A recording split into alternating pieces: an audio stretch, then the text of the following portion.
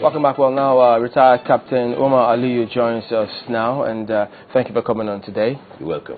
Well, I mean, definitely you've been keeping an eye on the developments in this country as they unfold with the security situation we have on our hands. What do you see? What's the challenge? Oh, the challenges are awesome. In fact, daunting is the word. But I tell you again, I get excited when these things happen because despite the gruesome nature of these developments, therein lies rich feedback. Feedback? Feedback. And you say it's rich? Yes, rich feedback. If something of the nature of baga happens, the feedback you are getting is, we're not doing something right. And believe me, within these scenarios, as they occur, lies rich opportunity for us to come out stronger, wiser, better, if only we'll go back to the debris of the waste and damage and sort things out. Think the Boston bombings. What do you think those guys did there? They just went back into ground zero and started putting pieces back together. They may not get a perfect puzzle, but you come close to it. Do we do anything near that? Putting pieces of the puzzle together? Because, I mean, people say, what has been happening in the past? We've had history here. If we latch onto history, we won't be where we are today. Really? We've had permit me to say, a rich history of crisis. And commensurately, law enforcement and security agencies are supposed to be the wiser, the better, the stronger. But sadly, it's not the case. And I think it's because we need to have a paradigm shift. We need to begin to look at moving from pursuing crime to leading crime. We still pursue crime, but we've left that stage. Permit me to call it the crime sector. If you look at it vis-a-vis the law enforcement sector, you begin to see as we speak a hyperinflation of crime, where there is more crime seemingly leading less.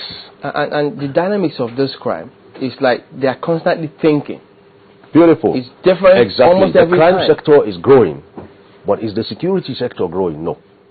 It's not about guns and bullets. We can buy more and more and more. They don't really solve crisis. It's about the law enforcement. It's about a paradigm shift. What do I mean by paradigm shift? We have to do it differently. If we keep doing it the same way, we get the same results. The same way, the same results. The results are not working. So what new ways are you looking What at? new ways are we looking at? We're looking at a situation. Let me use Nasarawa as an example. Before I say anything, we all know that policemen are recruited from the civil populace, us. Then they are trained and meant to defend and serve us. So why will us begin to eat us? Why will people begin to attack and kill a police force that was meant to protect them?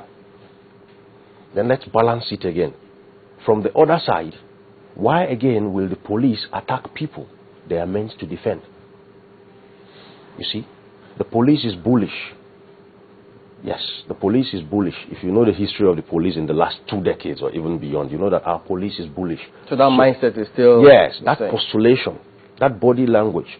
If you do a Vox today and gave Nigerians questionnaires to answer questions about the police, you're probably not going to get anything pleasant. So basically, when a Nigerian sees a policeman, he doesn't really feel protected. Okay? That's one side of the story. Now, the police too can do a Vox. What does the average policeman see in his countryman? Now, if we can do that, you are going to get awesome feedback again. The demographics, the statistics, the results of that feedback is going to tell you a whole story. And you're going to be seeing a situation where we have to begin to re-engineer the police. The posturing is no longer about bravura, machismo, that antagonistic, hard driving. No. Our policemen needs to reach out to people. Because the case in point is, time and again, where the police seeks to get the confidence of the people to work at, and when some of the people now say, okay, we're ready to help, and then the first, those in the front lines, the police officers who they meet, they're antagonistic towards the people, and so the people go back to their shell and say, look, there's nothing we can do here. So hostility meets hostility. Yes, that's it. If you met a very senior police officer today, one-on-one, you'll be impressed. Because the mindset is different? The mindset is different.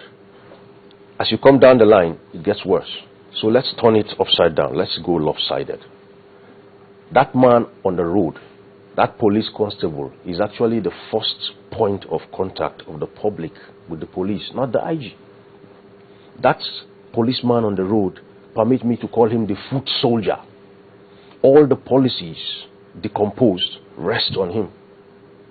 And the feedback the police should be using should come from him. So that policeman on the road is actually the showpiece. If he were a product, the marketing department of that company that produces him should be sitting on him with magnifying glasses because he makes the statement. Our police chiefs need to understand that. And the moment our people begin to see a police that reaches out, a police that is friendlier, you're going to be seeing communities endear their policemen to them. Let me jump in again. Okay. Sorry. All right, go ahead. Because part of what people see, and they say, look, this is not just hearsay, because what they can deduce, statistics, empirical facts, is that the lower cadre go on far less training than those in the middle and the upper cadre. And that's why they can't give what they don't have. Yes, indeed. But if you look at it again, if you have your lower cadre not being adequately trained, it's like putting yourself on a self-destruct lane. Don't forget, these men drive the successes of the higher hierarchy, the higher echelon of the police. The policies, the strategies, and whatever find expression on the field through these men. So what's the point having think tanks up there who do wonderful thinking? Then you don't have people down here who can put what you have thought about into action properly. You know, so we need to concentrate on them too. I really wanted us to drag in even the military, which that's also your family, a member of that arm. Perhaps once upon a time the soldiers were actually immune of this kind of treatment that the police are presently getting. But now we're getting to see that the soldiers are also caught up in all of this. You describe the police force that over time they have been bullish, even though the present IG has been talking about trying to rebrand and reform the police. What has gone wrong to the extent that now even soldiers are also being targeted? Thanks, Sule. You see, force, regardless of whether it comes from the police or the army, is force. Brute force. Whatever kind of force you want, a military force. And you see, let me relate my analogy to this simple example. If you took a drug all the time, and probably you abused the drug, your system becomes immune to it. Okay? When you are bullish, when you use force, it gets to a point the people become hardened. It doesn't work anymore. Let me give you a very glaring example of what I'm saying in the past. Our army, the Nigerian army, has done creditably well globally. We have sterling records. So does the police. You were in Liberia, right? I'll get to that. So does the police. Today, as we speak, I can tell you that in Liberia, there was time when the army, the Nigerian army, did not go gun and bullets and boots all through. There was indeed time when what the army did was to begin to reach out, even organize plays. The army public relations department came in very, very, very instrumental in this. The army education corps had a very crucial role to play in this. Rather than fight, the army embraced the populace. How did you do that? Blankets and drugs were coming in. Nigerian Army Medical Corps, Nigerian Army Education Corps provided soldier teachers who got those moribund children under trees and started teaching them to sing and add up psalms. We started seeing drama troops coming up. So you humanize the army. Exactly. You can humanize warfare. It's called soft power. Soft power has awesome capacity to do what brute force wouldn't attain faster. Now I'm looking at a situation where the army goes out and does well out there, creditably. But at home they have issues. I'm also looking at the police. Our police has served internationally too, with sterling recommendations from the United Nations. Look at it this way.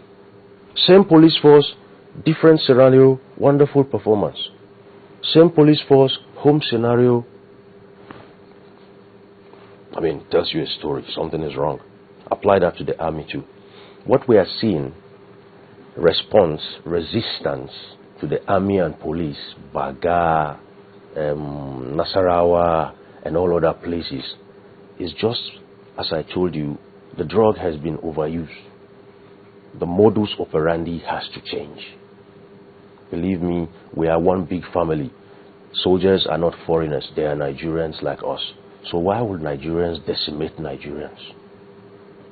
I mean, so we have to go back and get the diagnosis right. Back to the drawing board. I tell you, if soldiers and policemen were a consumable product and you were the chief executive, I'm sure you'll be calling people back to the drawing room and say, we are not selling. What's happening? We can do that to the army. We can do that to the police. We can do it, and by tomorrow, you're going to see people embracing their soldiers, protecting them. And at the end of the day, getting information. Exactly. It takes two to tango. We can't continue to be antagonistic as law enforcement. Don't forget, it's our law enforcement. It's the Nigerian army, it's the Nigerian police. Nigeria implies me and you. So we have to come and do it together. Our law enforcement officers cannot continue to feel security is strictly a government affair. We can't. Security of who? Of us? If you need to secure us, then you have to get closer to us. So I believe, as you said, the attacks are coming on these men because the modus operandi needs to be changed.